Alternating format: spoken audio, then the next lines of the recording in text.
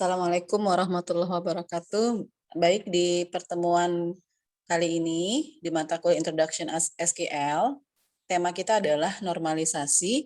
Setelah sebelumnya kita sudah mempelajari join, yaitu bagaimana bisa membuat format SQL dengan menggabungkan beberapa table, gitu ya. Nah, kali ini adalah normalisasi. Sebelumnya saya jelaskan dulu teorinya. Normalisasi ini adalah suatu proses untuk mengubah suatu tabel yang memiliki masalah tertentu ke dalam dua buah tabel atau lebih yang tidak lagi memiliki masalah. Nah, biasanya normalisasi ini digunakan sebagai teknik analisis data pada database, sehingga dapat diketahui apakah pembuatan tabel-tabel yang terrelasi dalam database itu sudah baik. Nah, kondisi yang sudah baik itu yaitu kondisi yang pada saat proses insert, update, delete, dan modifikasi pada satu atau beberapa atribut suatu tabel tidak berpengaruh terhadap integrasi data yang lain dalam satu hubungan relasi database. Jadi, fungsinya normalisasi ini adalah untuk mencegah terjadinya redundansi data atau duplikasi data, mencegah terjadinya anomali data, gitu ya. Ini sangat penting sekali kalian pelajari setelah kalian mempelajari ERD dan join. Nah, langkah-langkah normalisasi ini ada beberapa. Yang pertama adalah unnormalization form. Jadi ini adalah form atau table kumpulan dari beberapa table yang belum normal. Justru dengan adanya normalisasi ini adalah fungsinya kita bisa menormalkan bentuk dari semua table tersebut. Jadi normalization form ini bentuk yang tidak normal yang dimaksudkan suatu kumpulan data yang akan diolah yang diperoleh dari format-format yang beraneka ragam. Namun masih terdapat duplikasi. Justru fungsinya kita membuat database yang baik itu adalah supaya tidak terjadi duplikasi, redundansi, dan anomali data. Nah, bisa saja tabel ini tidak sempurna atau tidak lengkap dan sebenarnya sesuai dengan fakta lapangan, tapi pada saat dibuatkan ke dalam database, justru ini akan menyulitkan kita. Karena apa? Karena di dalam data tersebut atau di dalam record tersebut akan bermunculan anomali-anomali data. Nah, bentuk ini didapat dari dokumen yang ada di lapangan. Artinya bentuk anormalisasi ini biasanya adalah kita dapatkan dari form yang sudah tercetak, gitu ya. Form yang real, yang sudah tercetak, yang artinya sudah terbentuk dari kumpulan beberapa tabel, gitu ya. Nah, biasanya form-form ini bentuknya adalah form-form manual dengan atribut yang bukan dari nilai sederhana. Langkah-langkah normalisasi berikutnya setelah tadi unnormalization form, berikutnya adalah first normal form, ya.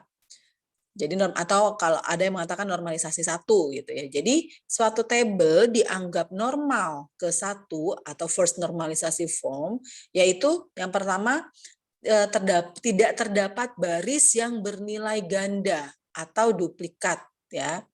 Nah, masing-masing baris ini bernilai tunggal dan tidak bernilai nol. Nah, langkah-langkahnya bagaimana? Langkah-langkahnya adalah isikan setiap data yang bernilai tunggal dan tidak ada nol. Jadi yang nol itu kita isi dengan data yang bernilai tunggal. Lalu langkah yang berikutnya adalah membuang perulangan data dalam satu baris dengan baris yang lain. Gitu ya. Berikutnya adalah second normal form atau normalisasi yang kedua. Ya. Nah, bentuk normal kedua ini akan terpenuhi jika kita sudah melewati tahap first normalisasi form. Sudah melewati tahap normalisasi yang pertama. Dan dengan catatan normalisasi yang pertama itu harus berbentuk normal. Nah, pada sebuah tabel, semua atribut yang tidak termasuk dalam primary key memiliki ketergantungan fungsional pada primary key secara utuh. Jadi suatu atribut itu dikatakan ketergantungan fungsional jika harga pada atribut tersebut menentukan harga dari atribut yang lain. Misal NIM. NIM itu kan merupakan atributnya dari si mahasiswa. Ada NIM pastinya ada nama mahasiswa. Nah, bagaimana langkah-langkahnya? Langkah-langkahnya adalah jika terdapat atribut yang bergantung terhadap atribut yang bukan kunci utama atau yang bukan primary key dan merupakan atribut kunci, maka kita pecah atribut tersebut. Jadi intinya gini, kalau misalnya dalam satu tabel turunan dari normalisasi yang pertama, jika terdapat dua primary key, maka itu bisa kita pecah menjadi dua tabel. Nanti kita akan lihat contohnya ya. Selanjutnya adalah third normal form atau normalisasi form yang ketiga, bentuk normal yang ketiga. Tentunya bentuk normal yang ketiga ini akan kita kerjakan dengan catatan bentuk normal yang keduanya itu sudah selesai, sudah berbentuk.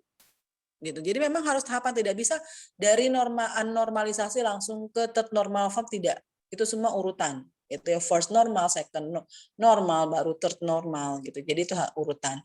Nah, selanjutnya adalah setelah bentuk normalisasi yang kedua itu berbentuk normal, maka yang selanjutnya adalah tidak terdapat anomali-anomali hasil dari ketergantungan transitif. Karena tadi kan di normalisasi yang kedua sudah kita pecah nih. Yang tadinya satu tabel memiliki dua primary key, kita pecah menjadi dua tabel misalnya. Nah, sehingga tidak terdapat nih anomali-anomali dan tidak ada ketergantungan transitif atau ketergantungan fungsional antara dua atau lebih atribut yang bukan kunci, yang bukan primary key. Langkah-langkahnya bagaimana? Langkah-langkahnya adalah pastikan semua atribut non-kunci bergantung penuh terhadap atribut kunci. Lalu pisahkan menjadi tabel baru jika menemukan ketergantungan transitif dalam tabel tersebut. Artinya gini, kalau di normalisasi yang tahap kedua, yang tadinya satu tabel memiliki beberapa primary key atau ada field yang saling bergantungan, maka kita pecah yang tadi satu tabel menjadi dua tabel, yang dua tabel, akhirnya dua tabel itu terdapat di tahapan normalisasi yang kedua. Nah, ketika kita mau masukkan lagi ke normalisasi yang ketiga, maka itu dipecah lagi. Normalisasi yang keduanya itu, maka itu akan dipecah lagi. Bisa jadi menjadi tiga tabel gitu ya. Nanti artinya seperti itu. Selanjutnya, Boy's Code Normal Form atau BCNF gitu ya. Nah, ini secara praktis tujuan analisis database sebenarnya hanya sampai di di normalisasi yang ketiga. Ya, bahkan ada juga normalisasi cuma sampai ke yang kedua saja. Jadi tidak pasti, tidak mesti setiap kasus database itu langkah tahapan normalisasinya itu sampai BCNF atau sampai Boy's Code Normal Form. Bisa jadi ketika sudah sampai normalisasi yang tahap kedua itu sudah selesai, sudah tidak ada anomali data, berarti ya udah stop. Nggak usah dipaksakan memasuki tahapan normalisasi yang ketiga atau bahkan masuk ke dalam Boy's Code Normal Form gitu ya. Nah, tapi tidak menutup kemungkinan ada juga beberapa kasus yang sampai melewati tahap BCNF gitu. Nah, jadi arti kalau misalnya kita sudah masuk ke BCNF berarti tahapan normalisasi yang level ketiga itu pun harus sudah selesai, sudah tidak ada anomali data. Nah, beberapa pemikir ini menyamakan antara 3NF dengan BCNF. Jadi ada yang mengatakan bahwa normalisasi level yang ketiga itu sama dengan normal BCNF. Nah, dengan catatan jika masing-masing atribut utama itu bergantung fungsionalnya, bergantung fungsional penuh pada masing-masing primary key, di mana primary key tersebut bukan bagiannya. Selanjutnya adalah setiap determinan atribut-atribut relasi adalah kunci relasi atau kandidat kunci. Lalu BCNF dapat memiliki lebih dari satu kunci, bisa memiliki satu primary key gitu ya, kunci itu primary key ya pokoknya. Nah, BCNF hampir sama dengan normalisasi yang ketiga. Langkah-langkahnya adalah hilangkan dependensi pada yang bukan kunci kandidat. Ya. Oke.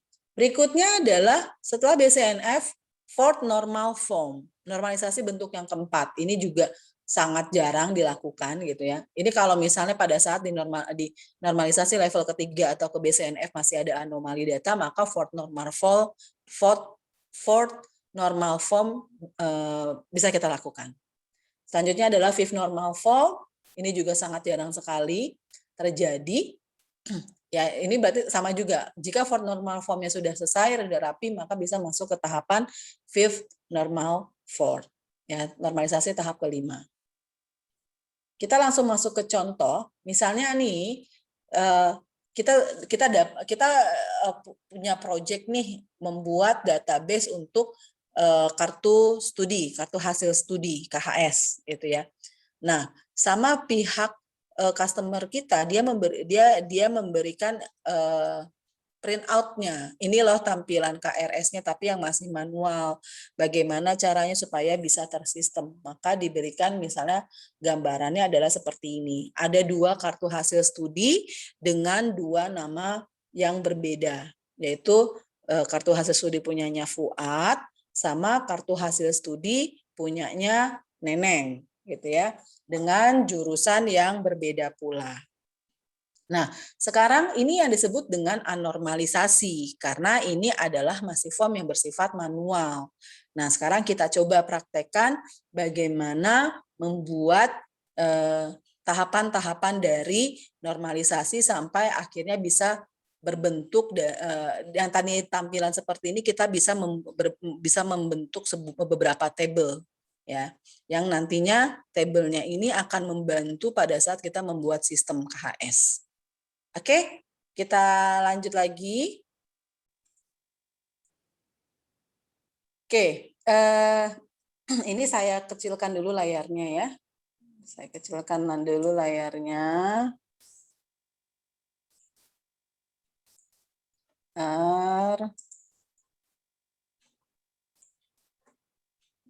Saya buka Excel saja ya, biar gampang. Oke.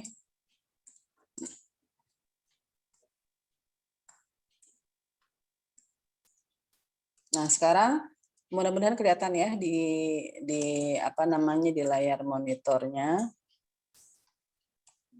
Oke. Sekarang kita lihat di kartu hasil studi ini ya. Jadi saya mau bikin dulu di sini anormalization. Oke, anormalisasinya ya. Normalisasinya kita buat dulu nih tabelnya. Kita lihat di kartu hasil studi ini ada apa saja.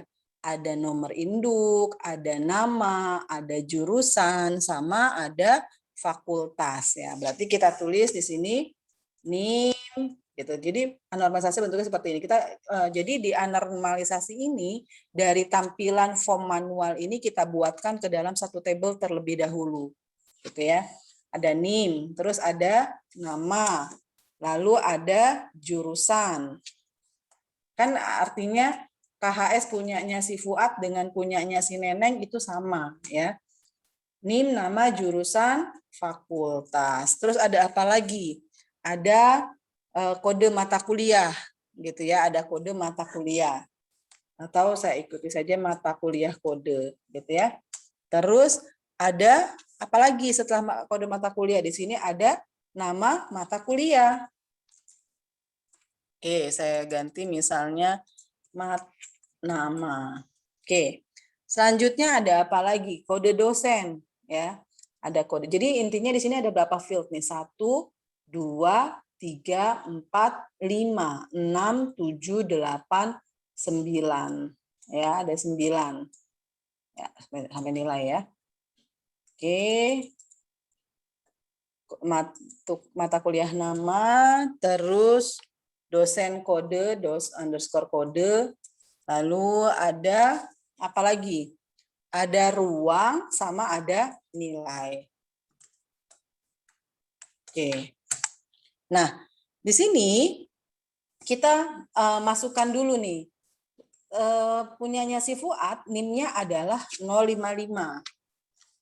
Nama 055 ya, 055. Terus namanya adalah Fuad, jurusannya Sistem Informasi, fakultasnya Saintek. Fakultasnya adalah Saintek. Mata kuliah, kode mata kuliahnya adalah 021. 021. Nama mata kuliahnya pemrograman.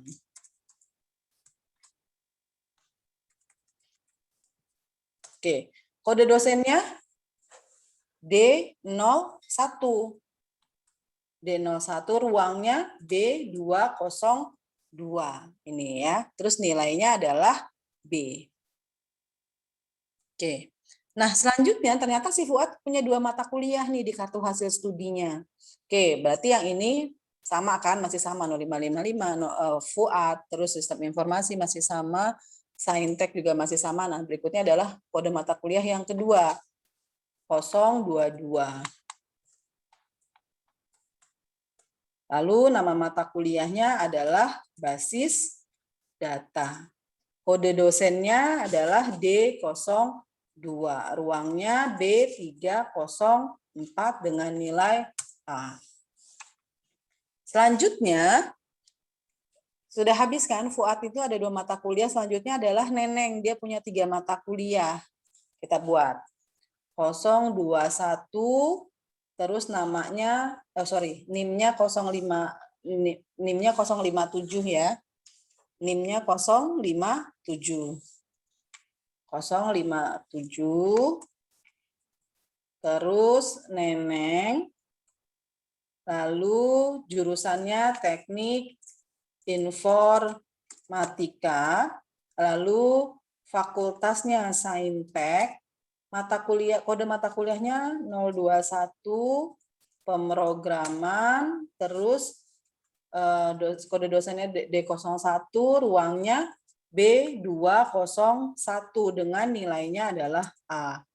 Selanjutnya masih Neneng lagi nih, kita lewatkan berarti 022, basis data, terus D02, kode dosennya ya, sesuai dengan yang ada di sini, D02, ruangnya B305, lalu C.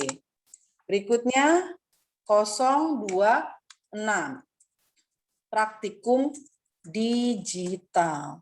Terus D05, B307, nilainya adalah B. Oke, sudah selesai nih berarti. Jadi ini yang disebut dengan anormalisasi. Ya, saya ini dulu. Anormalisasi. Oke.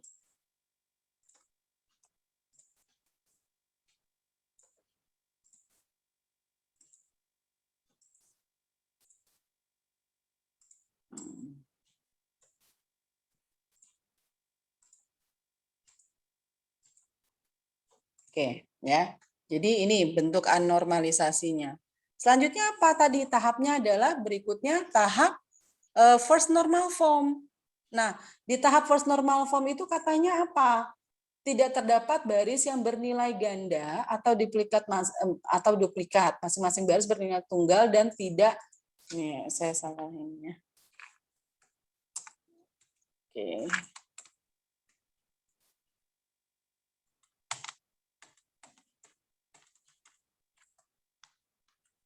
Masing-masing baris bernilai tunggal dan tidak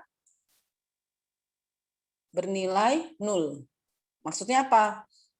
Nih, ini nol nih. Ini nol, masih kosong nih, nol.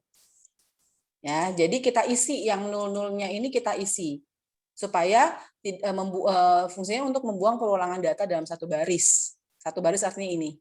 Gitu ya. Oke, kita lanjutkan. Berarti tahap first normal form-nya kita isiin semua ya. Di tahap first normal form-nya kita isi.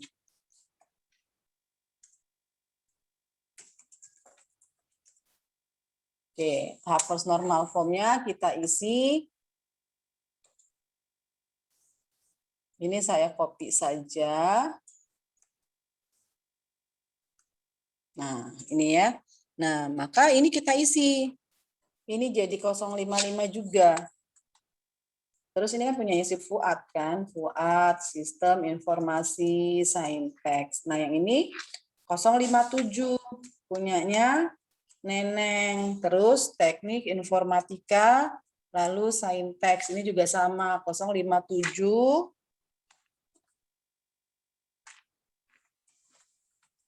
Terus Neneng, teknik informatika, saintek. Nah, ini yang disebut dengan tahap first normal form, mengisi yang masih nol, ini nol nih. Gitu, ya. Nah, selanjutnya adalah kita masuk ke tahap second normal form. Ya. Masuk ke tahap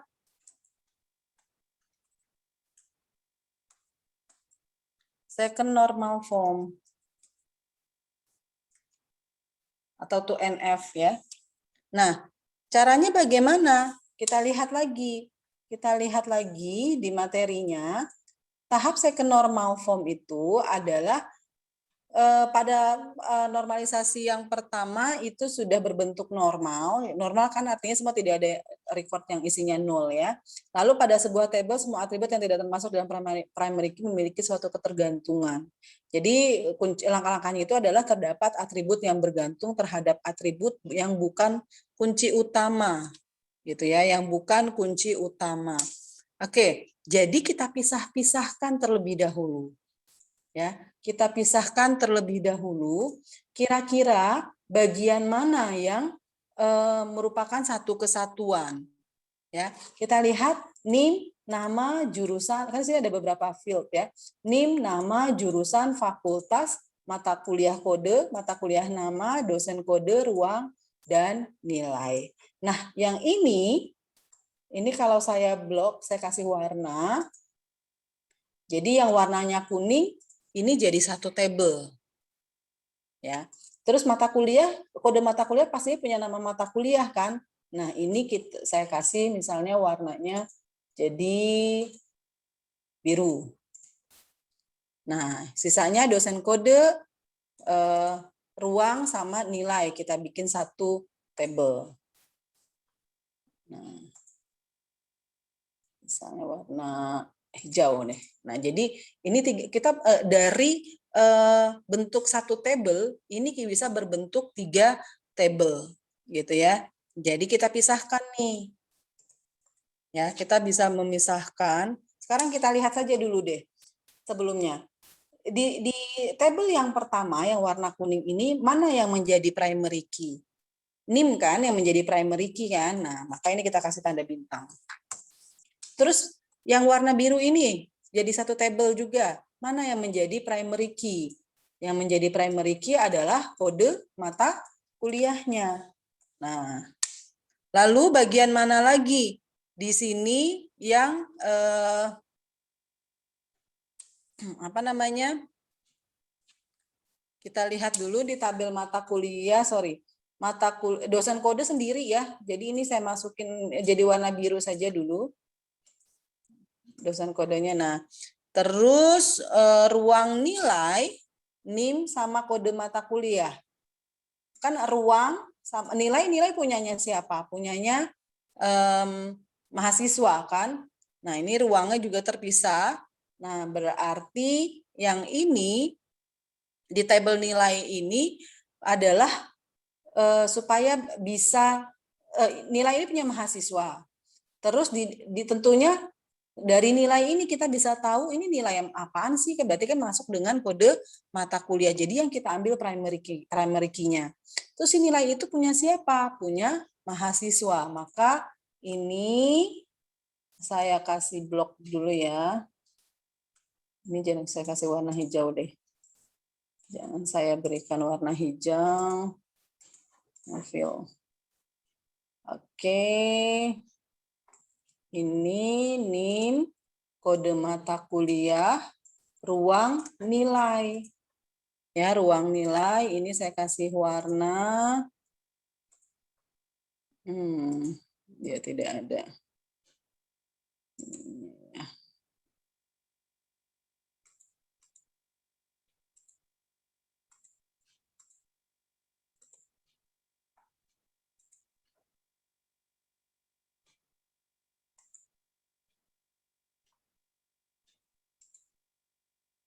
Tidak ada arsir di sini ya.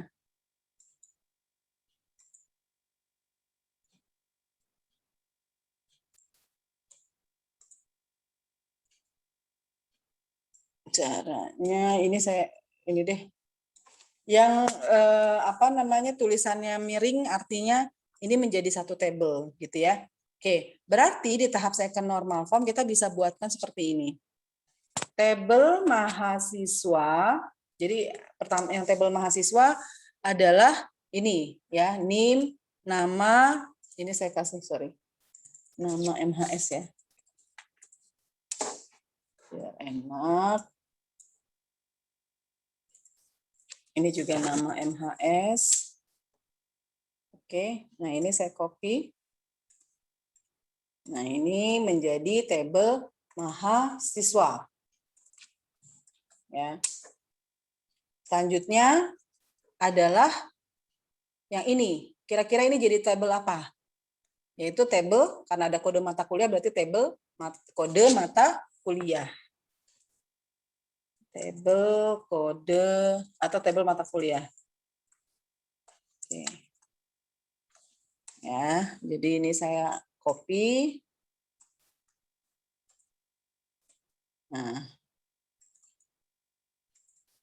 Nah, berikutnya adalah satu lagi yang ini ya, NIM nama mahasiswa sama ruang dan nilai, gitu ya. NIM, sorry, bukan nama mahasiswa, NIM kode mata kuliah ya, karena kan tadi punya kode mata kuliah. Oke, jadi ini kode mata kuliah, ruang sama nilai. Nah, ini masuk ke dalam tabel nilai, gitu. Ini saya nggak perlu kasih warna. Nah, jadi ini adalah hasil dari second normal form. Jadi tadi ya yang saya sudah sampaikan ya, dipecah tabelnya. Kan di sini satu tabel ini ternyata, oh ini juga primary key nih sebenarnya. Nah, di dalam satu tabel ini kan dia punya 3 primary key. Ternyata masih bergantungan nih. Nah, jadi ternyata di tahap first normal satu table dengan banyak primary key. Nah, maka ketika masuk ke tahap second normal itu kita pisah-pisahkan. Yang primary key ini artinya NIM, nama, jurusan, fakultas, pasti punya mahasiswa. Kode mata kuliah, nama mata kuliah sama dosen kode. Bu, kok kode dosen nggak dipisah? Nanti kita akan pisahkan, tapi pada saat di sini di tahap first normal kan tidak ada atribut lain selain kode dosen. Jadi kita jadikan satu ke dalam mata kuliah, gitu ya. Terus tabel nilai. Kalau buku tabel nilai tidak diambil di sisanya saja sih, ruang dan nilai saja. Kalau misalnya kita pisahkan jadi satu tabel, dia tidak memiliki primary key. Nah, maka dia harus berhubungan dengan tabel yang lain. Nilai pasti kalau ada nilai ada mata kuliah. Nah, berarti kita mengambil di tabel mata kuliah yang kita ambil primary key-nya. Nilai ada mata kuliah, ada nilai, pasti ini si nilai ini punya pemiliknya, yaitu mahasiswa. Mahasiswa apa primary key-nya? NIM. Maka di sini tabel nilai yang dimasukkan adalah NIM, kode mata kuliah, ruang, dan nilai. Gitu. Artinya kalau kalian pernah di mata kuliah database yang awal-awal, kalau kalian pernah masih ingat, ada yang disebut dengan data master sama data transaksi. Artinya kalau data master itu adalah data pokok, data yang tidak sewaktu-waktu bisa berubah.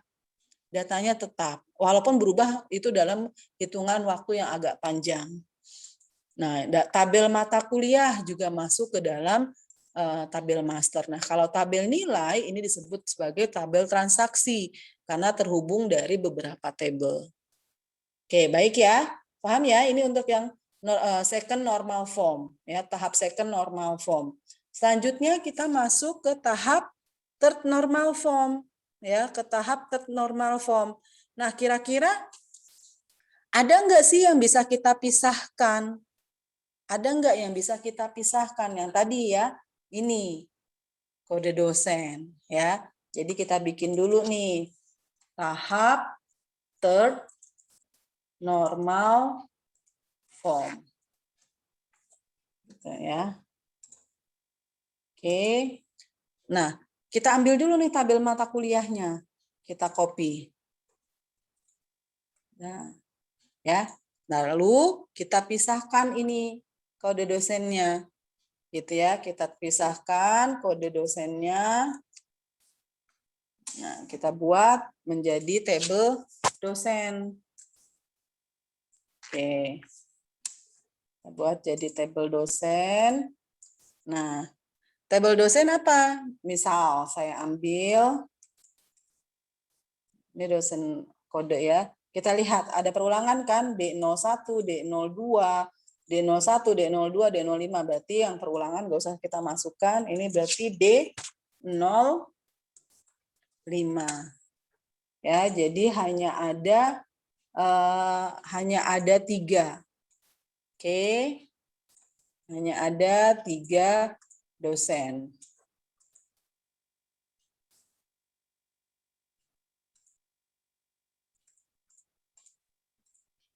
Ya.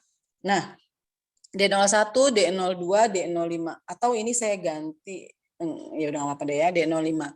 Selanjutnya baru kita isi nih nama dosennya. Siapa? Misalnya Rudi Mkom. Atau misalnya ya udah Erlita Sulistiati deh, Erlita Sulistiati Mkom. Nur Amalia MPD, Dian Afriyadi Mkom. Oke. Nah, ini dia menjadi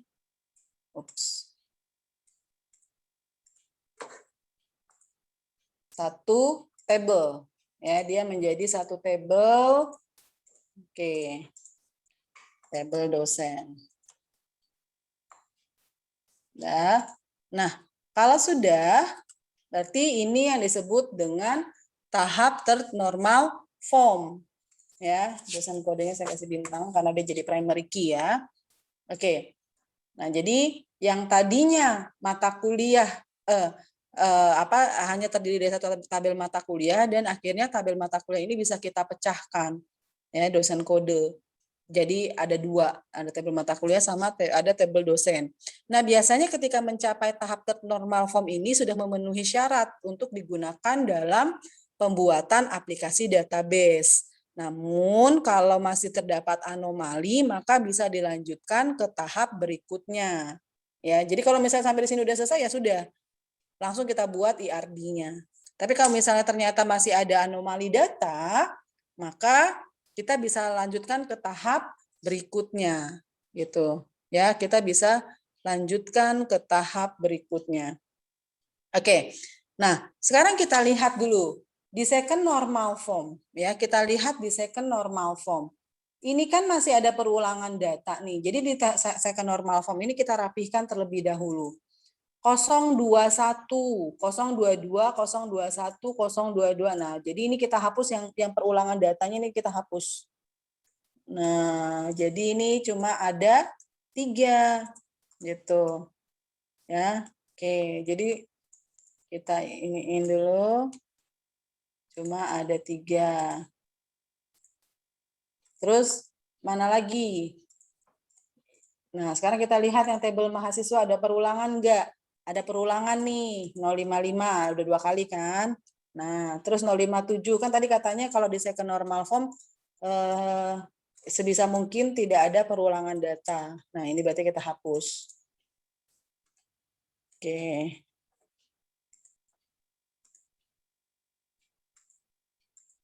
Nah, berikutnya di tabel nilai ada perulangan tidak? Kita lihat. Ini 055 berulang. Tapi kita lihat dulu di sebelahnya. 055, 021. Yang ini 055, 022. Berarti artinya nggak sama ya. Berarti jangan kita hapus.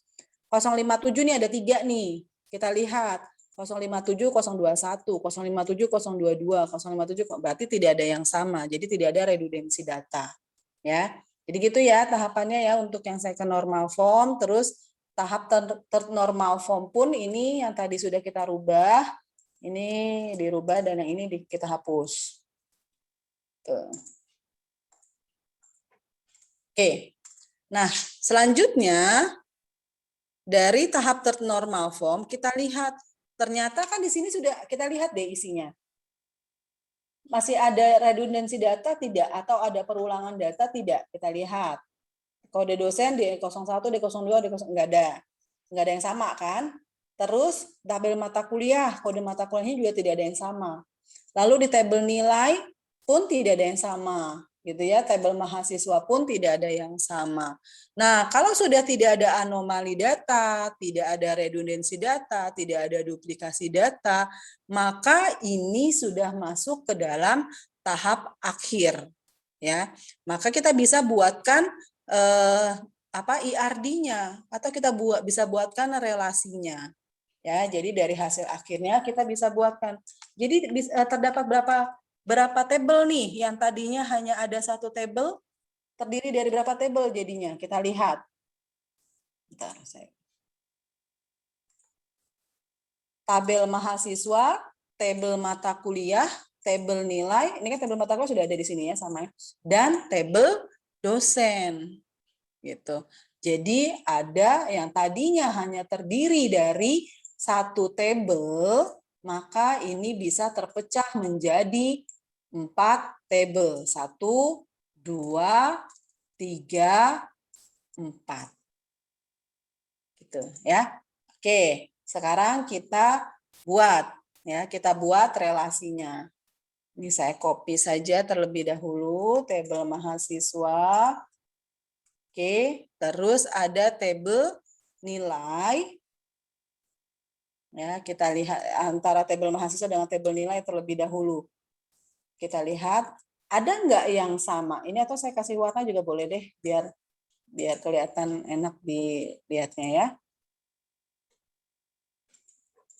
Nih, antara tabel mahasiswa dan tabel nilai ada nggak field yang sama? Ternyata kita lihat ada yang sama itu adalah NIM-nya, gitu ya. Yang sama itu adalah NIM-nya. Maka ini bisa terrelasi, ya. Kita ambil yang mana ya? Ini aja deh. Nah, jadi NIM yang di mahasiswa dengan tabel nilai ini masuk ke dalam satu relasi. Gitu ya. Oke, selanjutnya apa lagi? Selanjutnya adalah kita setelah mahasiswa sudah, nilai sudah, kita masuk ke tabel mata kuliah. Tabel mata kuliah. Nah, di sini kita lihat ada nggak yang sama kode mata di tabel mata kuliah, ada kode mata kuliah dan nama mata kuliah dan ada kode dosen. Ya, kita lihat ternyata ini samanya di tabel nilai, sama-sama memiliki mata kuliah kode atau kode mata kuliah. Nah, berarti ini masuk. Oke. Ini terrelasi dengan kode mata kuliah. Oke.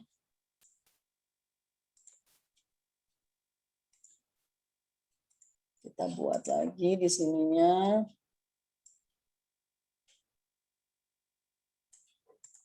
Nah, ya jadi terhubung nih kode mata kuliah di tabel mata kuliah itu sama dengan kode mata kuliah yang ada di tabel nilai. Selanjutnya apa lagi yang belum kita masukkan? Mahasiswa sudah, mata kuliah sudah, nilai sudah. Selanjutnya adalah tabel dosen. Gitu. Tabel dosen, saya kasih warna dulu.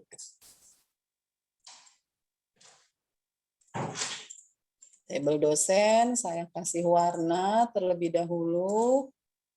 Warna ini misalnya. Apa yang sama nih? Primary key-nya kode dosen, dia ada di mana? Di tabel mahasiswa tidak ada kode dosen, di tabel nilai tidak ada kode dosen, di tabel mata kuliah ada kode dosen. Jadi ini terhubung dengan yang ada di sini. Gitu ya. Oke.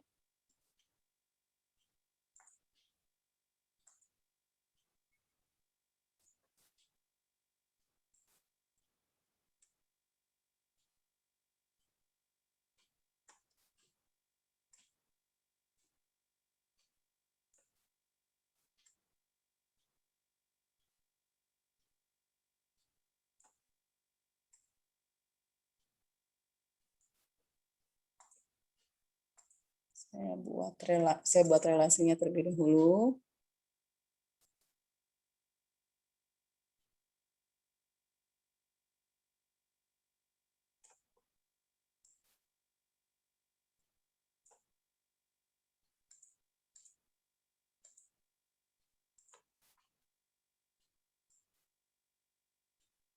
Nah, jadi ini sudah terhubung IRD-nya. Tabel mahasiswa terhubung dengan tabel nilai, yaitu dari NIM. Tabel nilai terhubung dengan tabel mata kuliah, yaitu dari kode mata kuliah. Tabel dosen dengan mata kuliah terhubung, yaitu kode dosen. Ya, jadi ini adalah hasil akhirnya. Maka hasil dari tampilan dari form manual yang kita dapatkan, ini bisa kalian buatkan tabelnya. Jadi tabelnya adalah seperti ini. Jadi ada 4 tabel. Oke, paham ya?